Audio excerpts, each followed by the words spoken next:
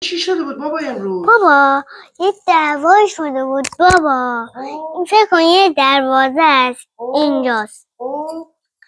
این رضاست، این خالم و این مامانم، اونم یه دونه خالم. محل درگیری کجا بود بابا؟ اینجا بود. همینجا.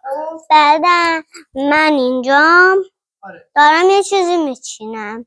بعدا خالم دعوا شد.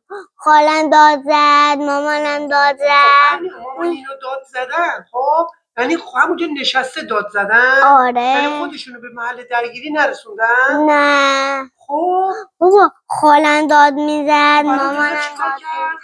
رضا میگفت زنگ پرت نکنی، من یه جا دیده انداختم. نه یه جا دیده اندازه یه حیاط.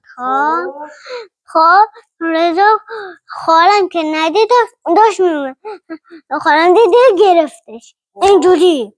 خب بعدن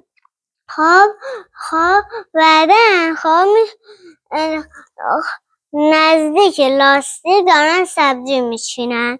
بعدن خالم داد زد، مامانم داد زد، اون یه دون خالم داد زد.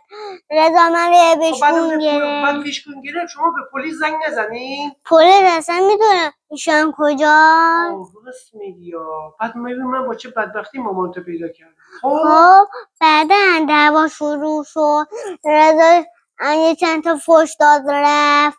بعد تو خونه تا اینا دوید رفت. نه خدا رو شکر کردم که اینا رفتن.